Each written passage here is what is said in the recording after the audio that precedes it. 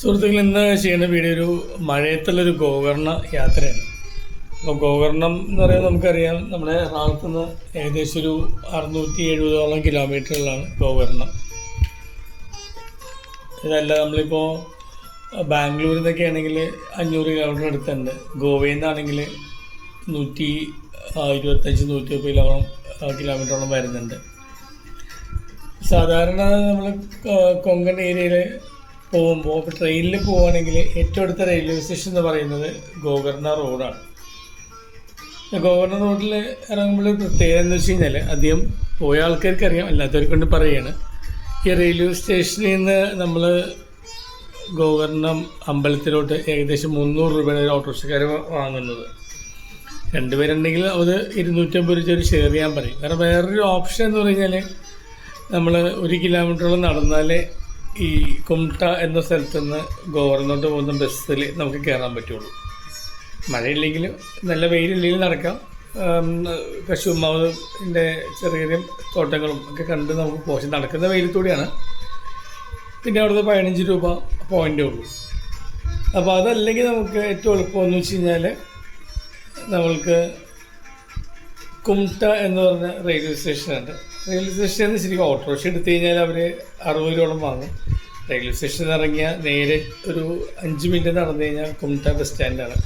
അവിടെ ഗോകർണം ബസ്സിൽ കയറി 30 രൂപ കൊടുത്തു കഴിഞ്ഞാൽ ഗോകർണം എത്തുമെന്ന് നമുക്ക് ഇറങ്ങാം.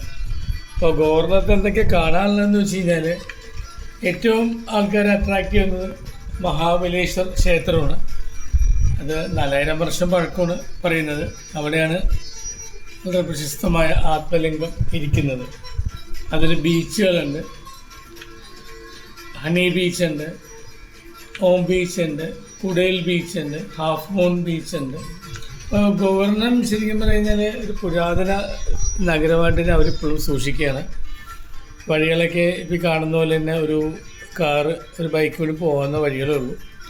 ബീച്ചിലൂടെ എത്താൻ വേറെ വഴിയുണ്ട്. പക്ഷെ അമ്പലത്തിലോട്ട്, ഈ കാണുന്ന അമ്പലം, ഇവിടെ പുരുഷന്മാർ മുണ്ട് ഉടുത്ത് മാത്രമേ അവർ കയറ്റുള്ളൂ. അല്ലെങ്കിൽ ജീൻസോ പാൻറ്റിന് മുകളിൽ മുണ്ടെടുക്കാം.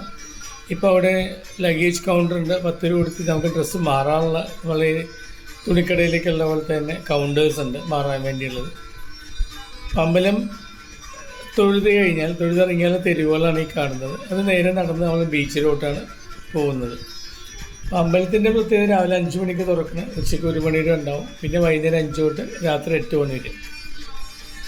ആത്മലിംഗം ഇരിക്കുന്ന കൊണ്ട് തന്നെ രാവിലെ അവിടെ ഭയങ്കര തിരക്കാണ്. നമ്മൾ നേരത്തെ എത്തുകയാണെങ്കിൽ നമുക്ക് അമ്പലത്തിൻ്റെ അകത്ത് കയറി ആത്മലിംഗത്തിൽ തൊടാനും ശാന്തിക്ക് പൂജ റെസീറ്റ് എടുത്താൽ നമ്മൾക്ക് അഭിഷേകം ചെയ്യാനുള്ള സൗകര്യമുണ്ട്. അവിടുത്തെ ഒരു പ്രത്യേകതയാണ്. അമ്പലം AC ആണ്. ചെറിയൊരു അമ്പലമാണ്, പക്ഷേ ചുറ്റും നല്ല രീതിയിൽ പണിതെടുത്തിട്ടുണ്ട്. ആൾക്കാർക്ക് ക്യൂ നിൽക്കാനുള്ള സൗകര്യങ്ങളുണ്ട്. ഇപ്പോൾ ഈയിടെയായിട്ട് നല്ല തിരക്കുമുണ്ട്, ഞായറാഴ്ചകൾ പ്രത്യേകിച്ച്. അപ്പോൾ അവിടുത്തെ ഐതിഹ്യങ്ങൾ നമുക്ക് സെർച്ച് ചെയ്താൽ അറിയാവുന്നുള്ളൂ. മിക്കവർക്കും അറിയാം ഗോകർണത്തിൻ്റെ ഐതിഹ്യങ്ങൾ. അവിടെ അതേപോലെ തന്നെ മഹാഗണപതിയുടെ ഒരു അമ്പലമുണ്ട്. ഈ ഗോകർണ അമ്പലം എത്തുന്നതിന് മുമ്പ് തന്നെ നമ്മളതിന് മുന്നേ കൂടി നടന്നു പോകുന്നത്. അവിടെയും ഇതുപോലെ തന്നെ പുരുഷന്മാർ ഒന്നെങ്കിൽ മുണ്ടെടുത്ത് വരണം, അല്ലെങ്കിൽ പാൻറ്റിൻ്റെ മുകളിൽ നമ്മൾ മുണ്ടെടുക്കണം. പക്ഷെ അവിടെ നമുക്ക് ഇതുപോലെ തന്നെ ഡ്രസ്സ് മാറാനുള്ള കൗണ്ടറില്ല. അപ്പോൾ ഒന്നെങ്കിൽ ഇവിടെ ആദ്യം ഗോകർണ അമ്പലത്തിൽ തൊഴുത് ആ കൗണ്ടറിൻ്റെ ലഗേജ് വെച്ചിട്ട് നമ്മൾ ഇതും കൂടി തൊഴുത് തിരിച്ചു പോയിട്ട് ഡ്രസ്സ് മാറാം. സ്ത്രീകൾ ബർമുഡയോ അല്ലെങ്കിൽ മോഡേൺ ഒരുപാട് എക്സ്പോസ്ഡ് ആയിട്ടുള്ള വസ്ത്രങ്ങൾ അവിടെ അനുവദനീയമല്ല. അമ്പലത്തിന് അതിൻ്റെതായിട്ടുള്ള ചുറ്റുവട്ടങ്ങളുണ്ട്. അപ്പോൾ അത് എല്ലാവരും പാലിച്ചിട്ട് പോവുക.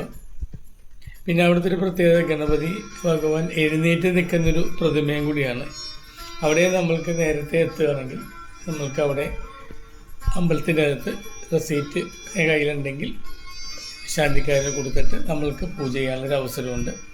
ഈ അമ്പലങ്ങളെല്ലാം തന്നെ അവിടുത്തെ രീതിയിലുള്ള അടക്കാമരത്തിൻ്റെ, നമ്മളിവിടെ കുള്ളും തെങ്ങിൻ്റെ ഓലൊക്കെ അല്ലെങ്കിൽ കതിര് വെക്കണ പോലെ തന്നെ അവർ അടക്കാമരമാണ് ആ ഒരു ഏരിയയിൽ പൊതുവേ കാണുന്നത്. അതും പിന്നെ ചെമ്പരത്തിപ്പൂ, മറ്റ് പുഷ്പങ്ങളുടെ തട്ടം വാങ്ങാൻ പറ്റും.